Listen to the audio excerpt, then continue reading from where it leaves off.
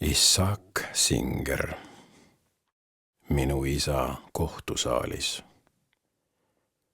Inglise keeles tõlkis jubilar. Loeb talupoegiv sõber. Peatükk metsikute lehmade juurde.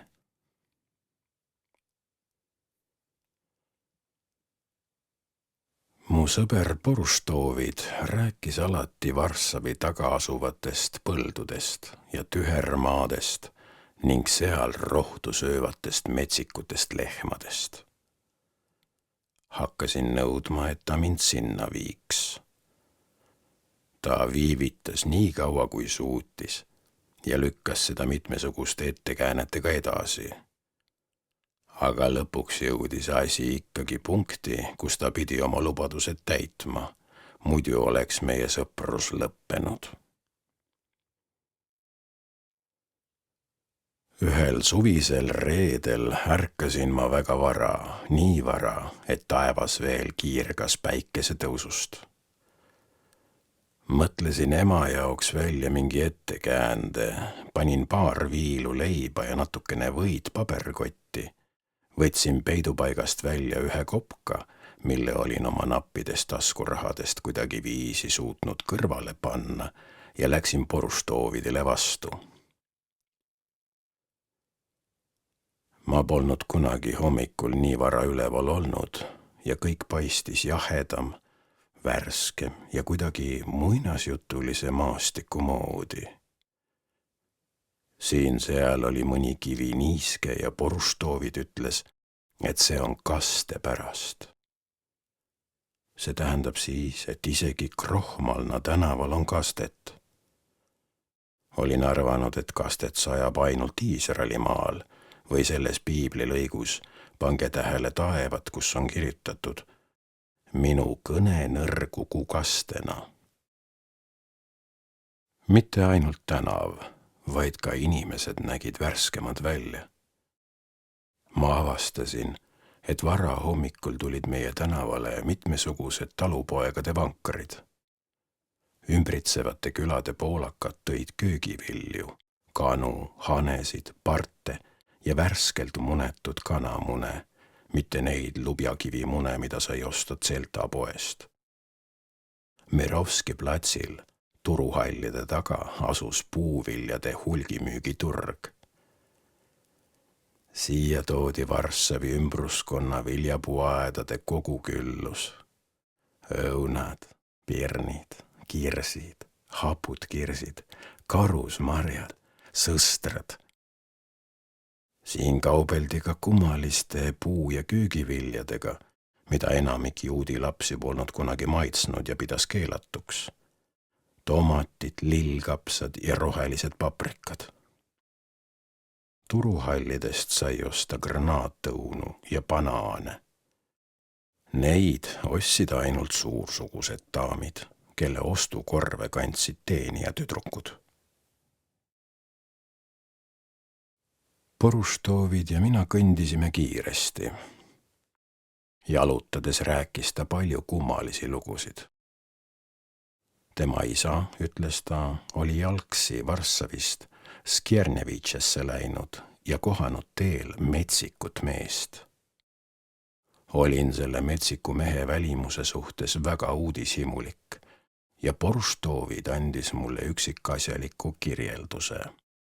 Must nagu kingakreem, pikkade maani ulatuvate juustega ja keset laupa kasvava sarvega. Hommikusöögiks sõi selline olend alati elusa lapse. Olin paanikas ja küsisin, võib-olla see metsik mees ründab meid. Ei, nad on Varssavist kaugel.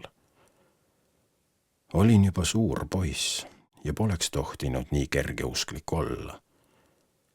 Aga ma ikkagi uskusin alati kõike, mida Porustoovid mulle rääkis. Läksime läbi Nalevki, Muranovi ning sealt viis tee edasi avamaale.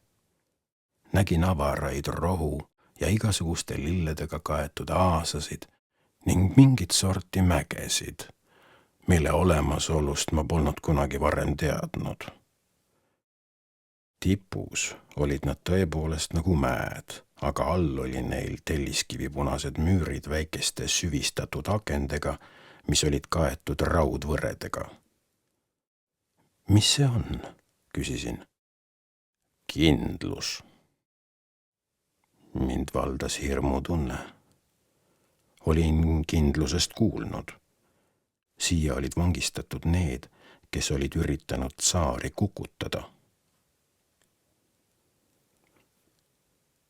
Ma polnud veel ühtegi metsikut lehma näinud, aga see, mida ma juba näinud olin, oli nii imeline ja kummaline.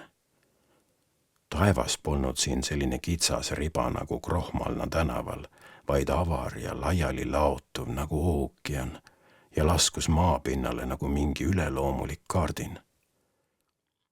Linnud lendasid parvedena pea kohal, siristades, kraaksudes ja vilistades. Suured ja väikesed linnud. 2 toonekurge tiirlesid ühe kindluse künka kohal.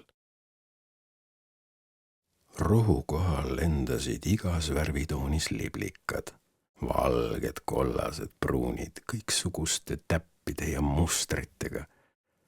Õhk lõhnas maa, rohu, vedurisuitsu ja millegi muu järele, mis joovastas mind ja pani mu pea ringi käima. Siin oli kummaline vaikus, kuid ometi kõik sumises, sahises, siristas. Kusagilt langesid õied ja laskusid mu jakirevääridele. Vaatasin üles taevasse, ma nägin päikest ja pilvi ja sain siis äkki selgemini aru esimese Moosese raamatu sõnade tähendusest. See oligi siis see maailm, mille Jumal oli loonud. Maa, taevas, ülalpool olevad veed, mida taevalaotus eraldab all olevatest vetest. Porustoovid ja mina ronisime mäest üles ja allpool nägime Visla jõge. Üks pool sädeles sel nagu hõbe, teine pool oli roheline nagu sapp. Valge laev seilas mööda. Jõgi ise ei püsinud paigal, see voolas, oli teel kuhugi, nii innukalt nagu vihjates imedele ja messia tulekule. See on Visla, selgitas Porustoovid. See voolab Tantsigini välja. Ja siis? Siis suubub ta merre. Ja kus on Leviatan? Kaugel, maailma ääres. Siis ju juturaamatud ei valetanudki. Maailm on täis imesid. Piisab vaid, kui läbida Muranovi tänav ja veel üks tänav ning juba oledki imede keskel. Maailma äär. Kas see polnud mitte maailma äär? Vedurid vilistasid, aga ronge polnud näha. Õrnad tuulehiilid puhusid ja igaüks neist tõi endaga kaasa erineva lõhna. Need olid aroomid, mis on ammu unustatud või millest ei ole osanud unistadagi.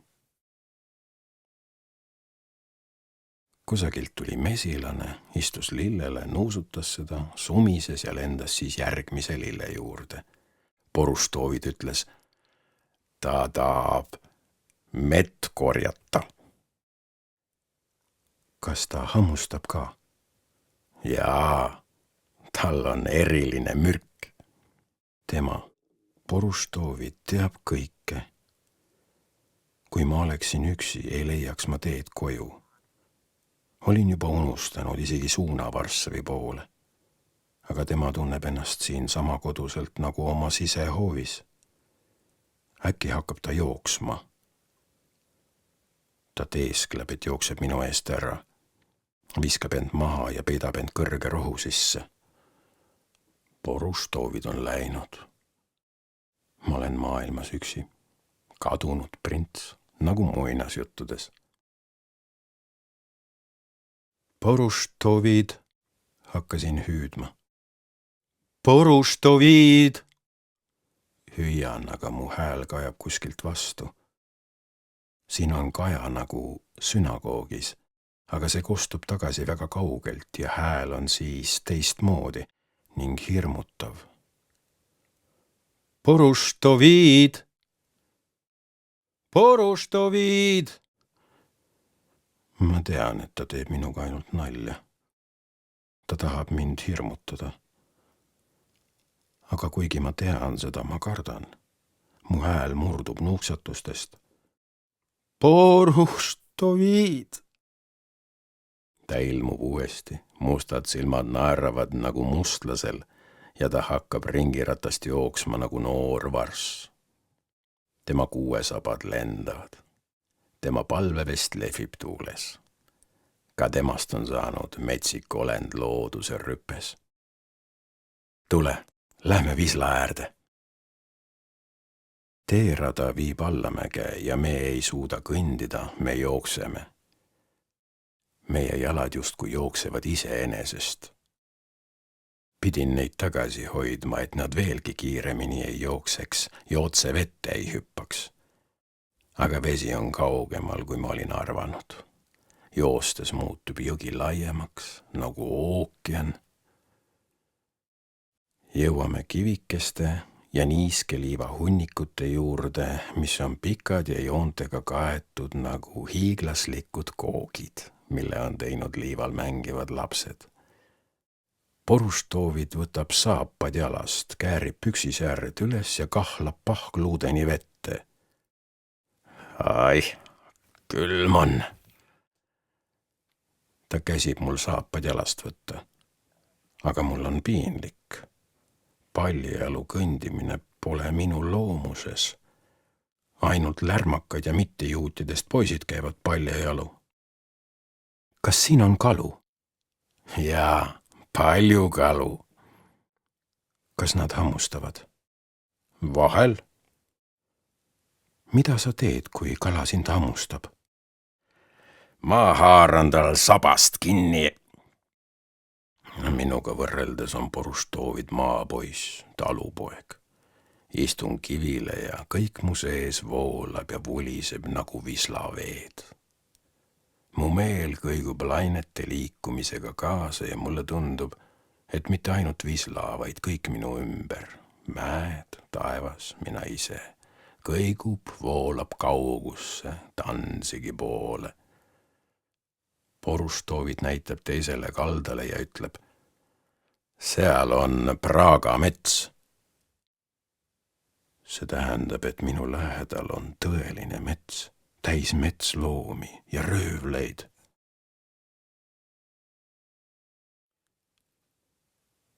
Tahtsin Poruštovidilt selle kohta küsida, aga äkki näen uut vaatepilti. Noormees ja tüdruk lamavad rohus. Nende alla on laotatud mingi lina. Tüdruk on ebasobival moel paljastatud. Näen tema raskeid ja valgeid jalgu, mis tekitavad minus kummalist õudust. Mõnda aega seisan liikumatult nagu halvatud. Siis hakkan jooksma teadmata kuhu.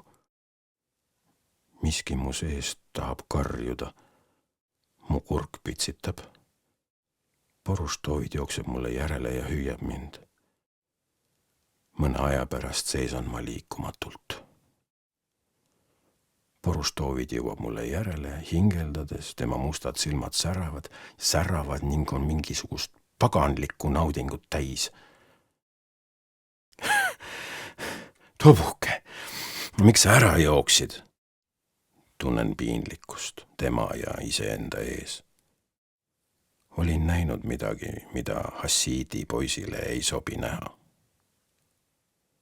Tunnen, et ma ise olen muutunud ebapuhtaks, rüvedaks. Miski mu sees nutab. Kuidas saab keegi midagi sellist teha ja kõigist kohtadest just siin, kus kõik on nii ilus, särav ja lõhnav, nagu Eedeni aias? Aga siin seismiseks pole enam aega. Päike juba punetab. Kodus hakkab ema kindlasti muretsema ja on siis nii närvis. Varsti on aeg viia sabatipäeva hautis pagari juurde. kes selle siis viib? Hakkame kiiresti kõndima, mõlemad oma mõtetes, samal ajal kui meie peade kohal lendavad mängeldes linnud ja kindluse aknad helendavad loojangu punast ja loojangu kullast. Mõtlen kõigi nende peale, kes lamavad seal sees ahelais, sest nad üritasid tsaari kukutada.